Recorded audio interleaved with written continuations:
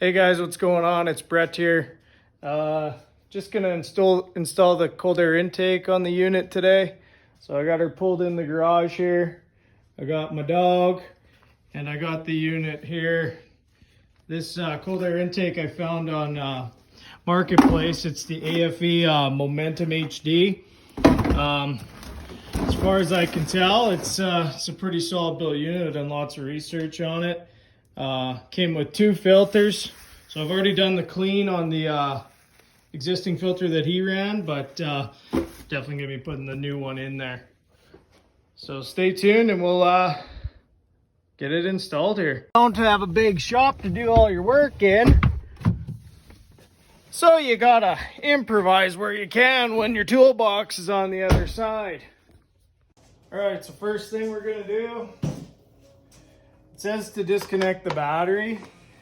So I'm gonna use my nut driver here. It's an 8mm, and I'm just gonna take off the factory air box here, and that way we can get at our battery post cable here easier. And we gotta remove this anyway, so might as well get at her, hey?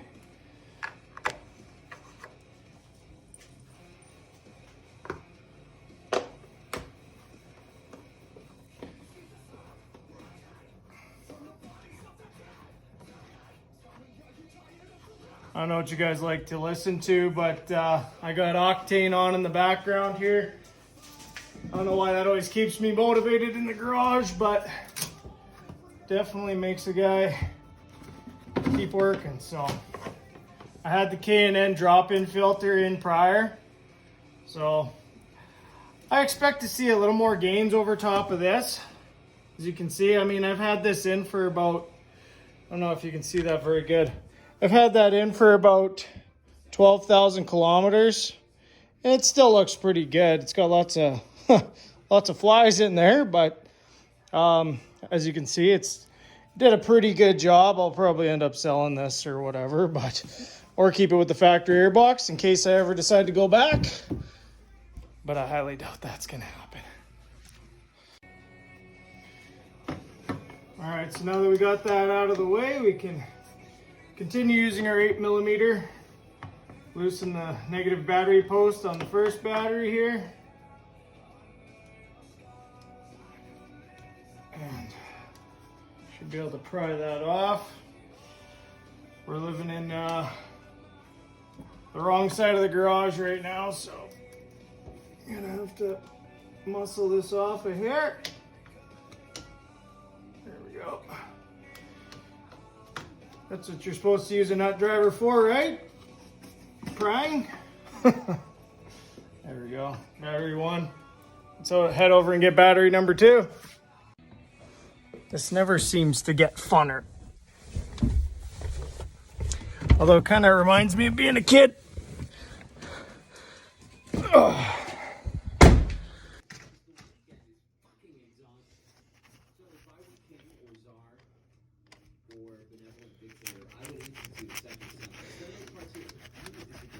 There we go. And lost our lights. So there you go.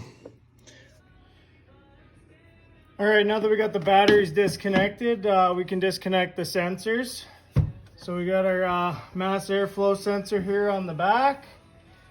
And it's got, oh yeah, we're gonna need our trusty screwdriver that we have now after our last trip across the pond. There we go.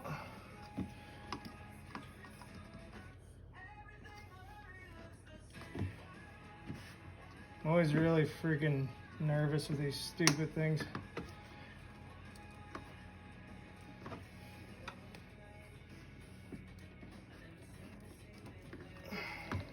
There it is. So it's always pushed down on the tab. I've gotten that wrong a couple times, and when I did my headlights, I broke a tab because I tried pulling, not pushing. It was really smart. And then the temperature one looks just like standard push and wiggle. Nice. So there we go. We got those off, so we can put those out of the way for now. And I think since we killed the battery, now we won't get any codes when we fire back up. And that should help us when we get started here. So let's move on. All right, the next thing we're gonna do here is disconnect that crankcase vent line. So it's just that little clamp there. We're gonna slide that down the tube. We're gonna end up reusing that clamp, so don't lose it.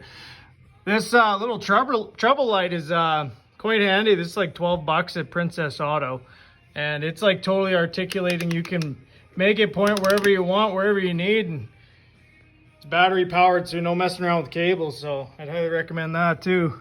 So let's get on that here. All right, after a few trips back and forth through the truck, found that a set of pliers that you can widen the mouth a little bit is the best way to get that off. So I tried fooling around with angle grips and that, and there's no way to get them in there. So don't fool around like I did. All right, sorry I couldn't really show you that, guys, but what I ended up doing is sliding. Once I got the clamp compressed, I actually ended up going up and onto the crankcase vent that you can see up top, and then working the hose down. If you try and work it down the hose, it actually got caught on a chunk of rubber that had cracked. So I'll show you guys once I pull this thing out of there. So while you're in here getting that vent hose off, you can actually see that clamp down there. That's onto the turbo housing. And it's that same 8mm socket or nut driver, and that's all it took. Just took a couple turns, and now we're gonna pull this thing out. All right, so this is I guess where I stray from the factory instructions. They say to keep the factory box intact and pull it all out as one unit. I figure since I have the top already off, I might as well just disconnect the hose from the turbo, and that way we're working with 2 pieces, but apparently I don't have that clamp loose enough. All right, now we're gonna basically just take off this from the turbo housing. Comes out in one piece, really easy. Here, I can show you guys what I was having trouble with. Here, see. So you can see that clamp. It was, there was this piece of rubber that I was trying to slide past, and that was not going. So I basically went up and over and onto that crankcase vent. Something I wish I would have known going into this. So hopefully you guys can learn from that. This is a great time to look at your turbo. I mean, you don't get to look at this every day because it's so packed down in this dang Cummins, but it's a pretty sexy unit. Now we'll see one day, maybe we'll get a fleece in here, or some other sort of drop-in turbo, but for now, I think we'll live with what we got. All right, so now that we got the air intake hose off, we're gonna take the air box out. We got a 10mm here. Remove that, and there's down below there's some grommets holding it in. So basically you just have to pull it out, and when you pull it out, you got to be careful. There is one more wiring harness here that we got to watch for. So there's those grommets are on the towards the cab side. There it goes. So those just popped, and then as we come out here, we're going to look for that actuator of that ram air intake. Oh yeah, there you can see it. It's on this side here. So here, I'll try and spin it around so you guys can see me take it off. So there you go. Another pinch. There we go, and that came off. There's a little bit of water in there, which is always what you want to see in your air box. Now that we got that factory air box out, we can kind of put them side by side here and take a look at some of the differences. I mean, first off, the biggest difference is you can see that baffle that they have in the stock housing, and that's supposed to kind of deaden some of that sound for the intake. And I mean, who wants that? The other biggest difference is the filter. Okay, look at the drop in K&N, and then compare that to the size and surface area of this AFE filter. This thing is a monster. I mean, it says right on the box it can flow up to 100 or 1000 CFM. I mean, if we want to see any amount of performance down the road, regardless, this is a mandatory upgrade. So, I mean, Banks is coming out with their intake horn that is for this truck. That's definitely on the list. So now we're going to start working on taking out the Ram Air divider actuator and putting it into the new box. So that's where we're going from here. All right, so the first step here is to disconnect this ball. And that's the actuator. I don't want to break it, so I'm just going to give it a little wiggle here. Bear with me here. All right, so this just seems a little tough to break. I'm very good at breaking things. As you can tell, when I was re-oiling the kit, I broke the cap just taking it off. So I think I'm gonna try and go a different route here. I'm gonna use the T30 Torx, and I'm gonna remove the actuator itself. We're gonna give that a try and see if that's any advantageous procedure there.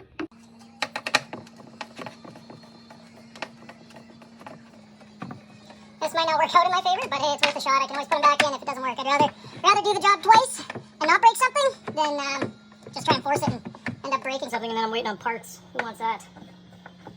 Alright, there's two.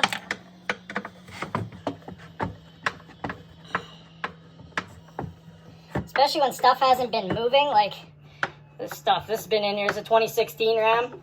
So, I mean, this is filmed in 2020, so 4 years of this sitting in there and hardly being touched, or probably never touched, because I've only had this truck since June, and I don't think the guy that had it before me touched this truck a whole lot. Like, that's what I was looking for when I was buying a new vehicle, well, new to me vehicle, and I'll maybe put a picture up of how the truck looked when I bought it. But okay, so now that we've actually got that disconnected, the next part is to disconnect or take this actuator out. So this part, they actually do say, oh, this takes a little bit of force. So now we got to disconnect the actuator from that that door, and if we get it kind of back in place, maybe we can twist it. Nope.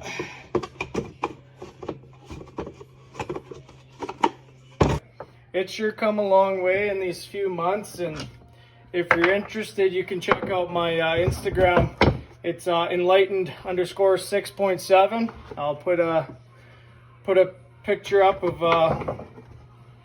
of that as well. And okay, now I can see why you kind of want to try and get that first, is because this actuator is going to want to pull that. You can see, where's that trusty light of mine? All right. So you can see that when I pull on this actuator, it wants to pull that whole door with it. And if I don't have this arm off yet, it's going to pry on that arm anyway. So we might have to grin and bear here, but maybe just having a little more play in there will help me out.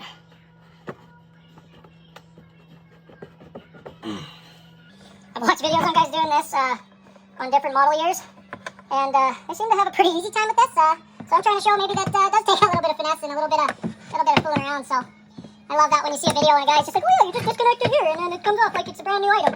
Well, nobody's working on brand new shit, pardon the language, but when it's been sitting in a factory airbox for 4 years. Alright, so, okay, well, that might fucking work.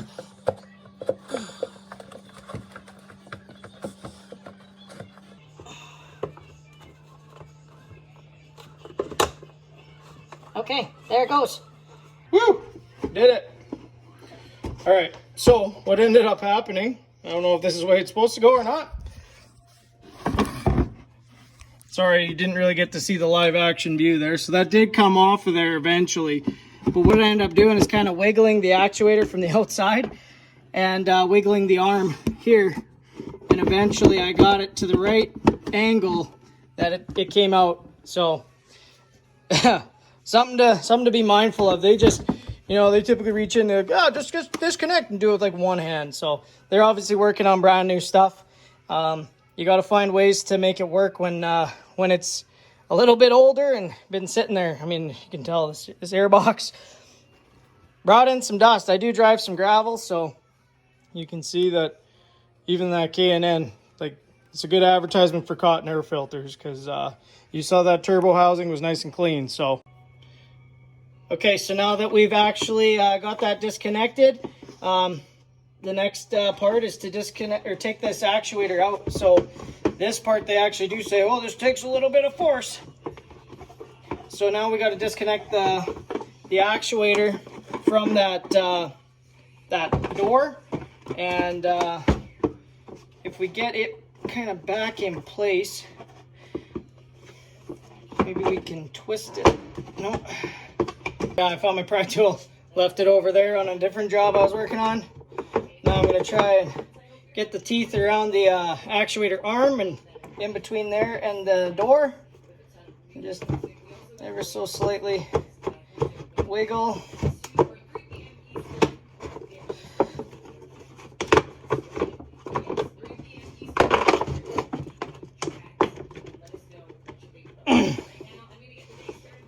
I think it moved there.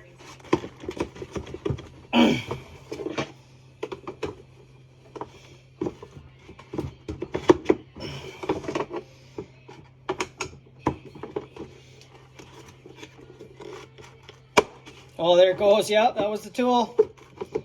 Boom. So I went in from the top like this and just held the door against the housing where it's held, and now I got movement. Still not the easiest thing, but I don't think I would have got it without this. And like I said, I'm trying not to break anything, but there you go. I don't think I'm that weak, but maybe you can see a little bit of rust. I'm probably gonna take a wire brush and maybe some brake clean. I'll clean that up before I put it back in. But now we got the door apart, so maybe I'll do it outside the airbox here so you can see what I ended up doing. I won't shove it back on there, but I basically put this over top and then slowly was working it as I was pulling from the outside of the box, and then I got it to a point where I could finally yank it out of there. So thank goodness for that. That was a lot of fun. So don't forget a pry tool. All right, so next is putting the door and actuator back into the AFE box. And okay, so let's spin it around here. And it says that you reuse all the factory screws, so we got those sitting here. It's pretty simple. Basically just slide it back onto there, and now we're gonna have to do the opposite job here and slide it back on. I ended up going with WD-40 just so it could lubricate a little bit, cleaning it up and also lubricating. So slides back together a heck of a lot easier than it comes apart, that's for sure. There we go.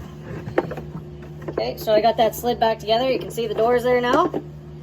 Now, basically just got to attach this and we can adjust it finer once, make sure we got that, yeah, the door's on the right way.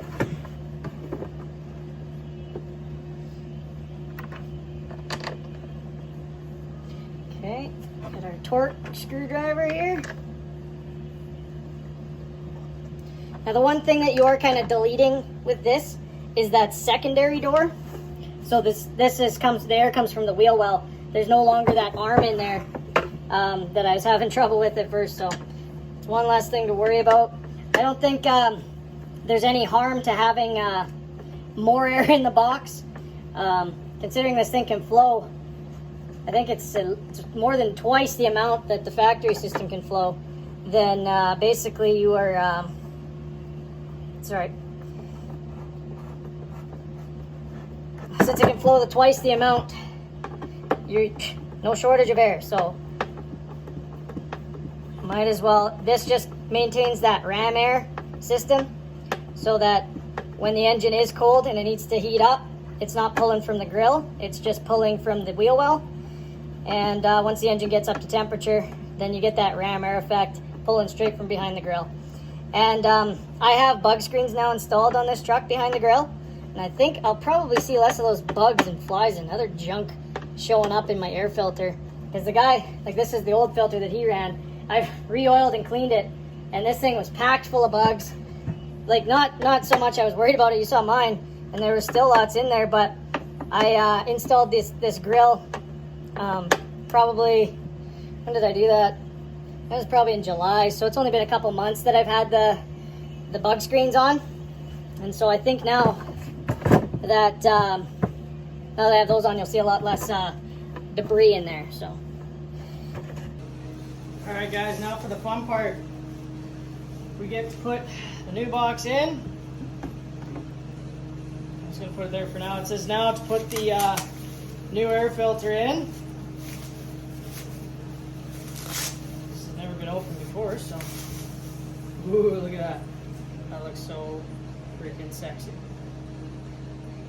So we're just gonna slide that in there. So they got a patent on this setup.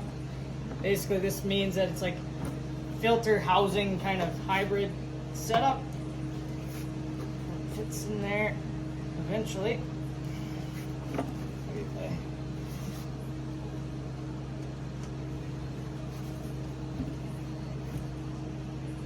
it goes.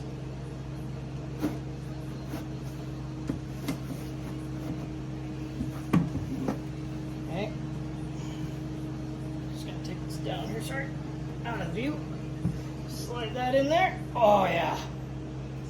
Okay, so now we got a filter in there. You can see the filter. It says do not tighten the clamp just yet. We're just gonna put the box in. And watching your sensor locations. Got these tucked back. Now we gotta find those grommets again. Oh, yeah, now I can see them. There. Boom, that went in real easy. All right, here back that 10 millimeter bolt. It's just the factory bolt. It does seem. Gotta find that. Huh. Now the factory bolt is now gone. No shit, I can see it. Just launched that in there, but it also seems a little bit short. How lucky was that? The screw actually, before I drop it again, was right in the factory ram air location, just sitting right there. So I just had to reach my hand in there, thank God. But now you guys are gonna see what I'm talking about here. Like this bolt that came out of the factory air box goes in, but it doesn't even poke out the other side. What the hell? Like, okay, when I go back to the factory system, you can see it just slides in there, and look, there's lots of screw left. So I think we're gonna have to maybe modify this a little bit. I must be crapping horseshoes today, guys, because literally just went over to my screw bin, and I have this longer bolt. Fits right through there, no problem. I even went and checked it on the other side, and it threads right in. So I guess it pays to have a few extra random bolts lying around. So you can tell my wife that that's why I save. Why are you saving that all the time? Well, you never know when you're gonna need it. All right, guys, we're back on this side of the truck with our trusty new bolt. That slides right in there beautifully. And the new bolt can find its new home. I can just, there it is. Now I can get started. I did a check also. There's no moving parts below here, so it's just screwed into the frame. So into a void. Just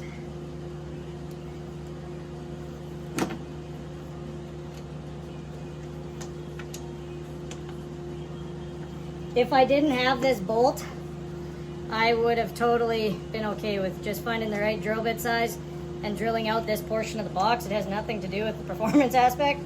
So basically I would have just drilled a hole that was big enough for that old screw to fit in, and we would have been on our way.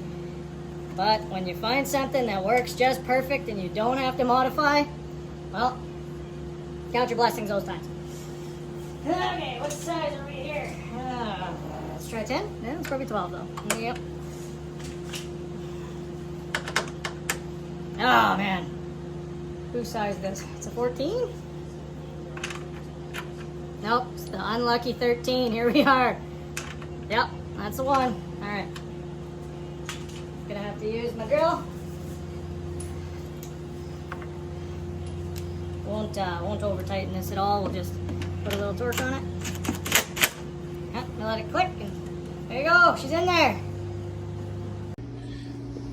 All right, the next step is involving the sensors. So the guy bought this off of, he was actually a jeweler.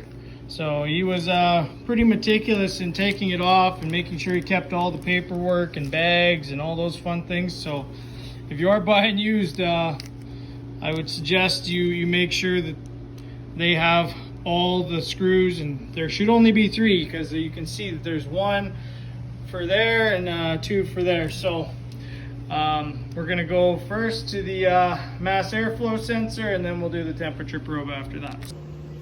All right, so this is a 7mm bolt. It seems kind of an odd size. I mean, if you're talking metric and SAE, I mean, we use both kind of up here in Canada. I try and typically go with the millimeter just because you usually get a little better of a fit with the millimeter sizes.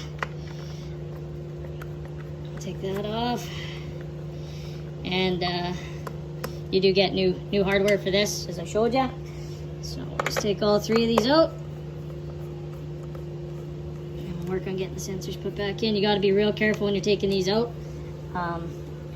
Sensors, mass airflow sensors, especially with oiled filters, are kind of the first thing, or one of the things that you have to be really careful with. You get any oil, any amount of oil in there, and you are not having a good time. You have to replace it. So I'm just gonna gently wiggle. Can feel it starting to break now. Oh, okay, and then she comes out. So just inspect it. It looks pretty good. Not that I can tell. Alright, let's get our new hose here. And I believe it says to face it down the tube. So, now we gotta get our screws out and put that in. But I can do that off camera. One thing I wanted to show you guys though is I did have to push down and get that O-ring to seal back in there. So you want to be careful you don't pinch that. You might, nope, can't see in there, no light in there. But yeah, you just want to make sure that you are pushing down and sealing that O-ring all the way around. So I know there were some guys complaining about gaps on this particular cold air, but I think as long as you actually put it in properly, you don't have any trouble. All right, we got the sensors put in, so now it's time to move on to the next step, which I think is actually getting, we just got to get the new crankcase vent installed on the end here, and then we'll be putting the tube in. So I'm putting the clamp on for the boot that goes onto the turbo housing, and I just wanted to make a point of showing you guys how I'm putting the clamp on. So basically, this in order to get it off ever, you'll need to loosen these clamps. Obviously, when you're putting it in, you get to do this one outside the truck. But as you can see, I don't know if you remember back to our first step when we were taking off the stock, we basically had to reach in from the top. So I'm trying to simulate that here by seeing that you come down the tube, and I want this to be in a position where I can reach it once it's on the truck if I ever have to take it off. So I just snugged that one up. That's on the clamp side. So I made sure that it was basically, there's a groove also, and I made sure that the boot was nice and snug all the way around, and that we're not half slid off or anything like that. And yeah, I'm gonna put the other one on loose on the outside here, but I'm gonna put them in this specific orientation because you don't want to, like, you know, have it pointing the wrong way and then you can never get a nut driver or anything in there. So it's an 11 millimeter for the adjustment screws, just in case you were wondering. Yeah, I'm gonna do that, and then once they're both on there, we're gonna be tossing it in the truck here.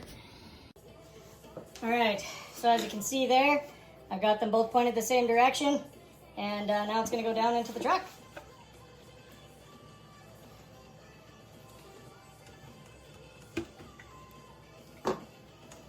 Oh.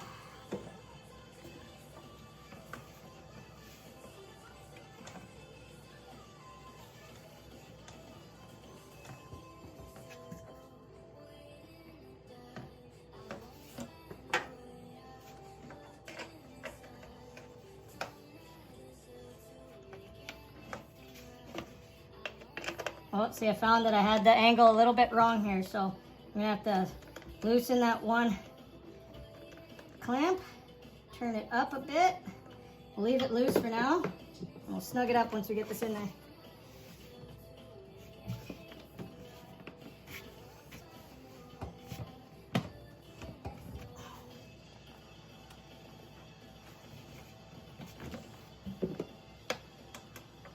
A little more yet.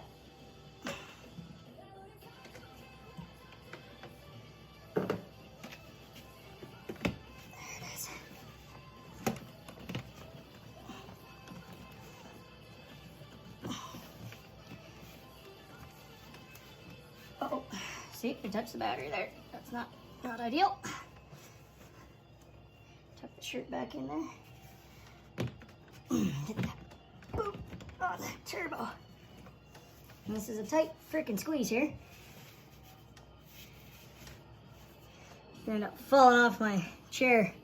All right, they said to put this in here, but I might actually have to take this out just so I can get a little more leverage on there. Because I think right now I'm kind of fighting for space. I'm actually going to try something a little different here. So I was looking down from the top, and can't see without the light. But basically, we're not quite on the turbo housing yet. We got it most of the way on, but I was looking, and there's that tube just to the, I guess, below it there. And I was also looking, and you can kind of see that the oil filter is right there. So that got me thinking. I was like, well, here's this little door under the tire that is right by the oil filter. So I'm gonna try and reach in there and see if I can get that last little bit. So here. If so, they should put this in the instruction manual. Still not easy, but oh, I can get a hand in there though. I can feel it all. So close, just bear with me. I'm gonna put you guys down back here.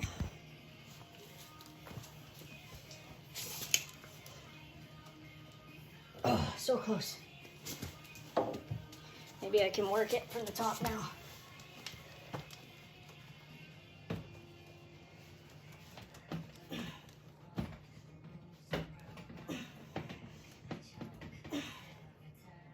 Feels closer.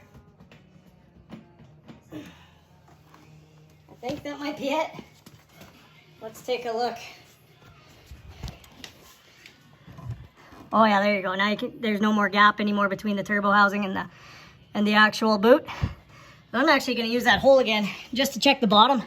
Make sure that that housing here, that boot got all the way around, because you can feel it in here. I don't know if you can see. Oh yeah, see, there is a little bit left there on the bottom. Let's see if I can get it so you guys can see. That's the bottom there. So I'm just trying to get the perfect fit, and it looks like it needs to tilt down a little bit. I might be able to get that from the top though.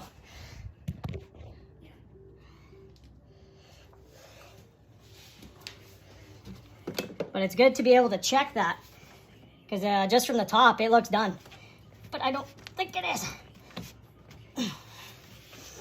Okay. Okay, so I'm in on the box. I'm in on the top there. And I just want to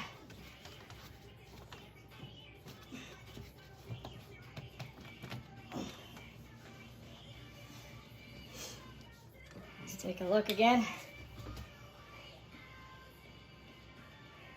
I'm gonna loosen that clamp off just a little bit.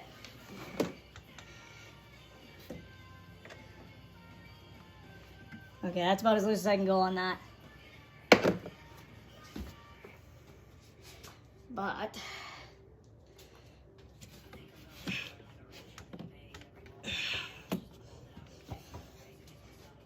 you just hate to get all this weight and then fall off the turbo and you lose your air and you're sucking in from straight at the engine. Okay, I am gonna take out the air box. Decided that I'd rather fight with it up top than fight with it down at the bottom. So if I take that out, I just might get that little bit of room I need. Oh yeah, see, now that I can see in there, there's no way that is on. But now I can get it, oh, way better angle on it here. I'm probably gonna curse myself later. But right now, okay, let's just start over. All right, so let's keep these pointed up. We're gonna tighten this guy because we don't want it sliding around. We want to keep it pretty firm. But we know this is the angle that needs to be at. Okay, let's snug it up. There we go. And then this one's quite loose, so now let's go in again.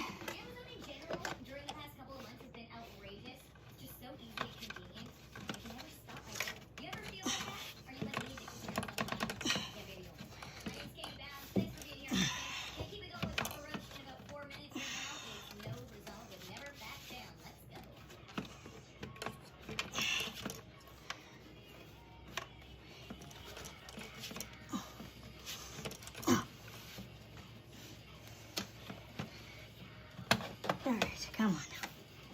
We're fighting again. Now, the other option we have is to take this boot off and slide the hose in separately, and I might just try that.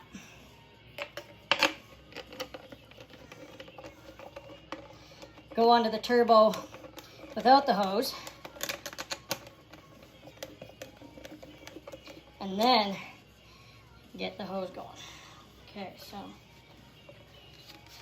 see, this is instructions are good, but then again, they're always up for a little bit of interpretation.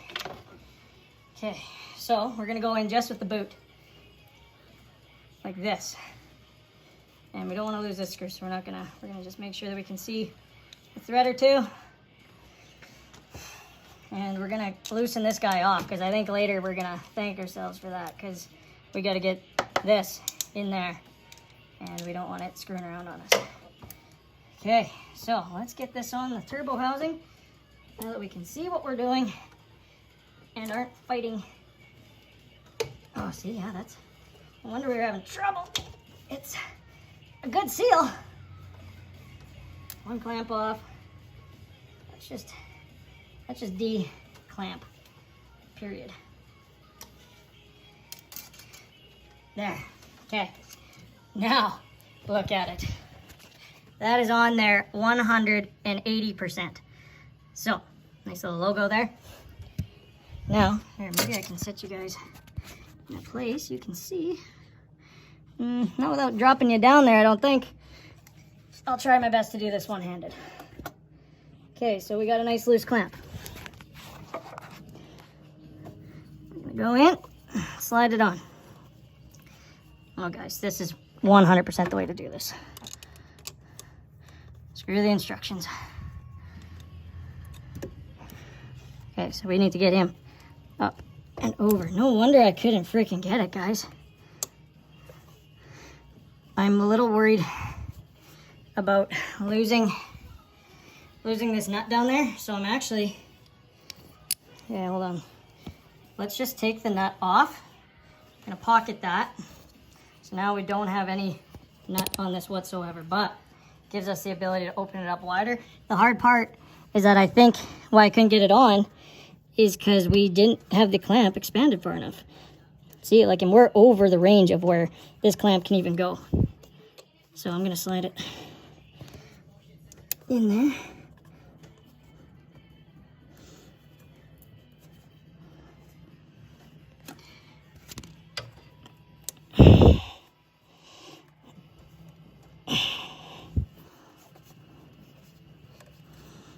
Let's just, before we get excited here, let's make sure these are the same bloody clamps. They have a number on them? Okay. 406 by 437.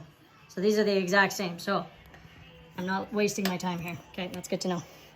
So I think, well, that just came off from the part. So we're gonna utilize that. Now we're definitely around. All right, guys, I'm probably gonna lose it here, but can you see what I'm doing? Okay, guys. Well, I had you off there. I was able to get it around and at least back through so I can see some threads. So now I just got to get the bolt on there and tighten it down with a nut driver. And then I think we'll be, whew, that was a, there's some battles in this install. I know everybody says it's the easiest thing to do, but it's always good to point out where you're going to run into trouble, because when you're going in cold, you'd like to know where you're going to find sticking points. So I'm just trying to point those out.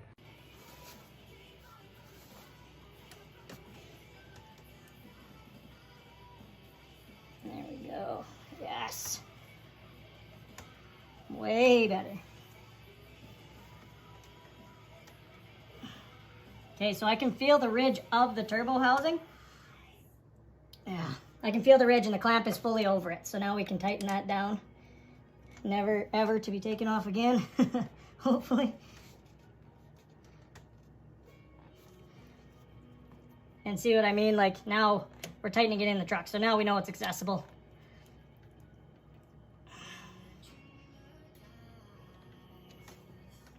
Okay, beauty.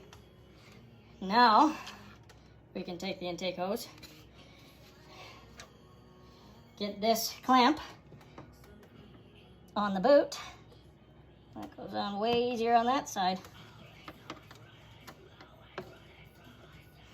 And then put the intake tube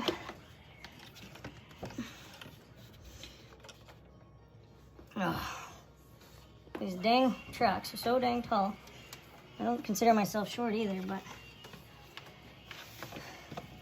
this might be where I curse myself. But at the same time, I might have rewritten the book. So let's do the same thing. We're gonna take this clamp and we're gonna totally remove the screw, or the bolt, sorry. Put it in the pocket. You don't lose it.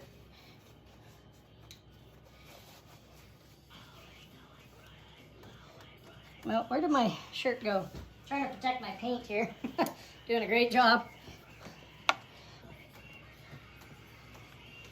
well as prevent contact from the battery.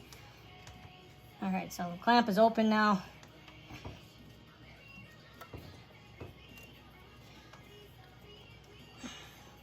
So let's get the clamp sort of semi-started, but way back so it's not going to be fighting me at all.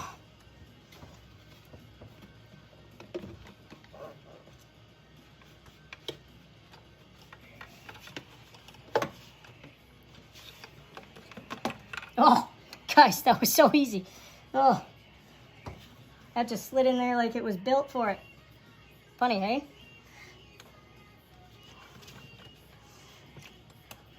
All right, so now we're gonna slide the clamp back to where it's happy.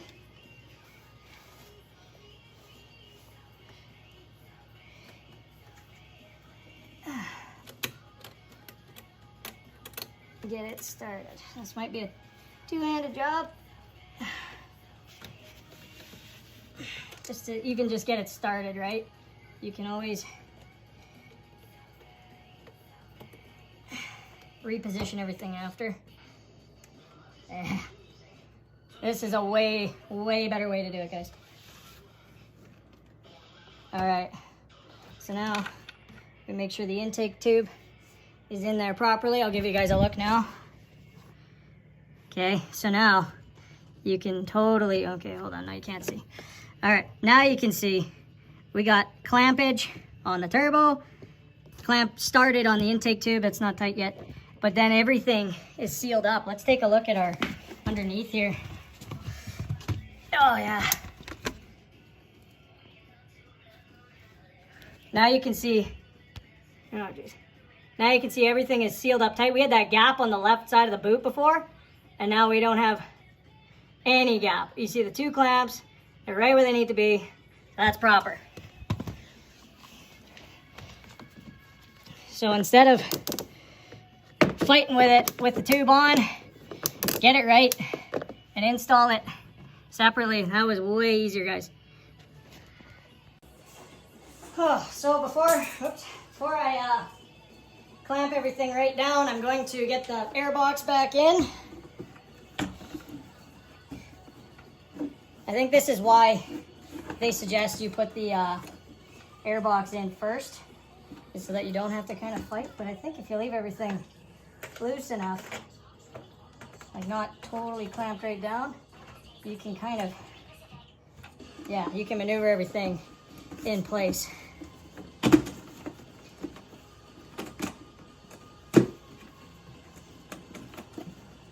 Now fighting my shirt.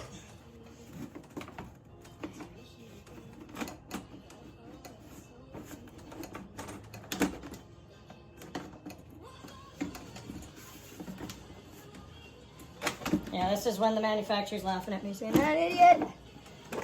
We're gonna show them. Yep, there it is. Boom.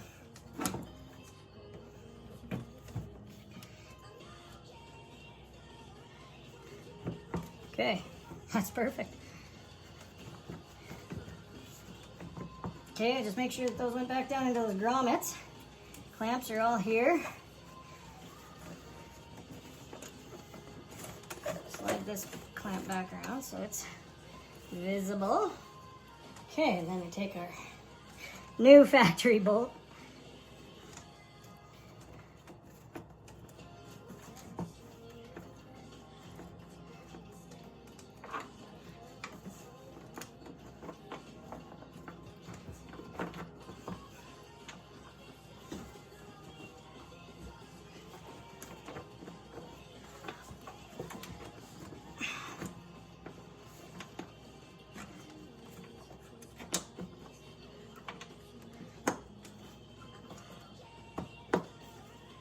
Problem with the longer bolt is getting it under this cooler hose, but eventually it'll go. And there it goes.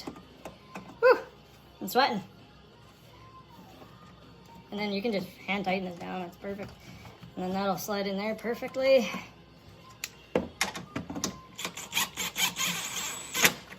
Don't even need to crank that down, just give it a click. Ah, that's good for the paint.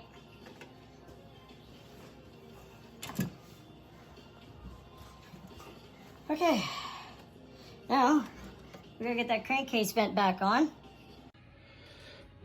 So now you can see we're still loose up here up top, but now we're tight down bottom. Let's just tighten this guy back up.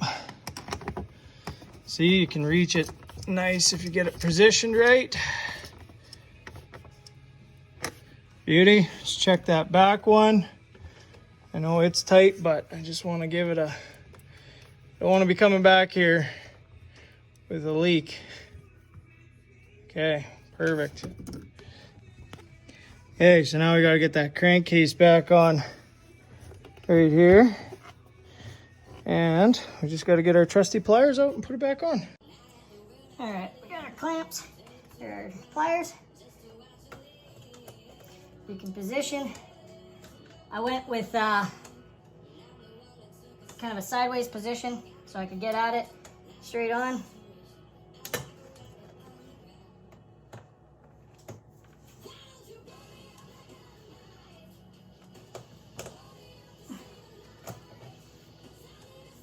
We might go with the same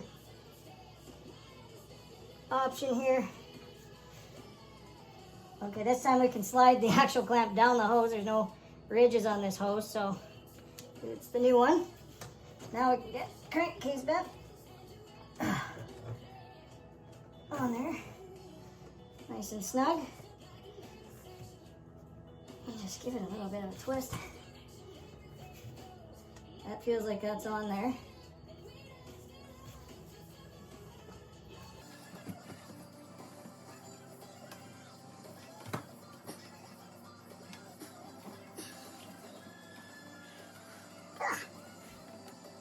And we can slide this back up.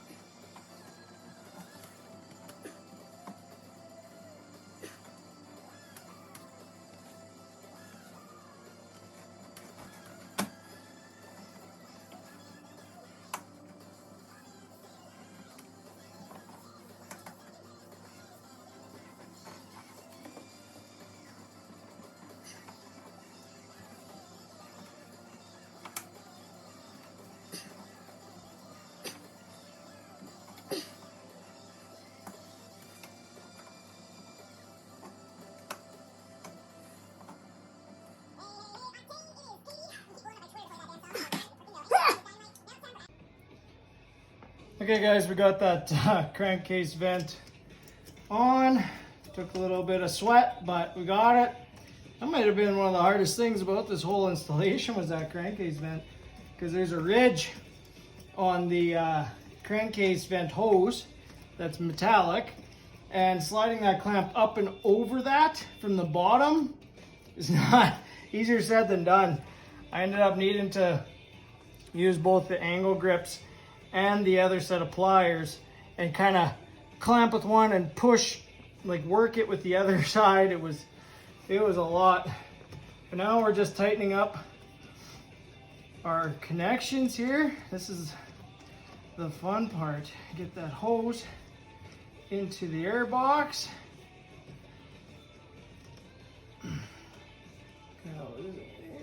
Bring that back up.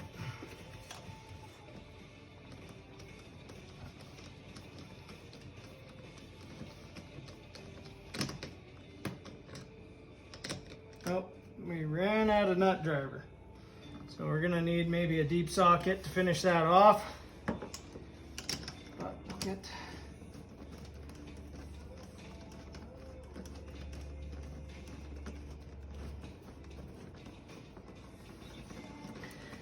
these at least started. Somewhere. Yeah, we ran out again. So let's get our drill. All right. Back in here, got the deep socket now. Finish that off.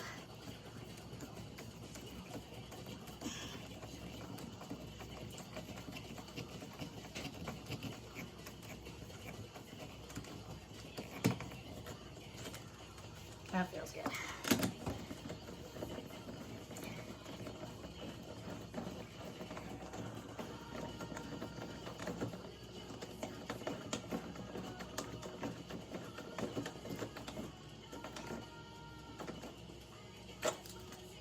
Perfect. Everything feels rock solid. I think it's literally sensor time. And then we're almost there. So yeah, she's time to throw the sensors back in. You got the temperature probe and the MAF sensor. So the temperature is the top guy. Let's get that mass airflow sensor on first, because it's probably the tougher one to get of the two. You gotta reach way down here.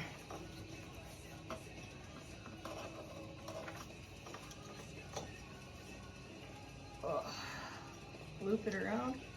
There's a hose down here. I think I'm gonna have to loop around and push out of the way. Let's see if I can get you guys in here. Yeah, you can't really see around that hose. Kind of see where I'm working here. So I'm trying to get this up over here.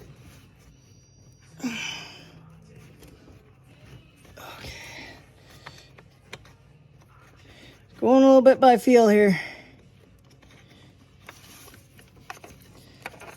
Let's just go playing games. We'll get that one done.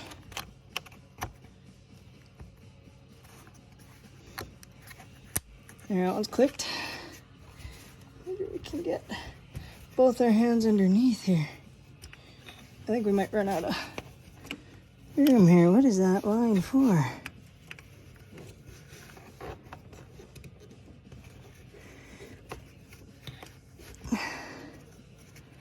Sorry about my breathing, probably right in the phone. Probably sounds really sexy, I'm sure.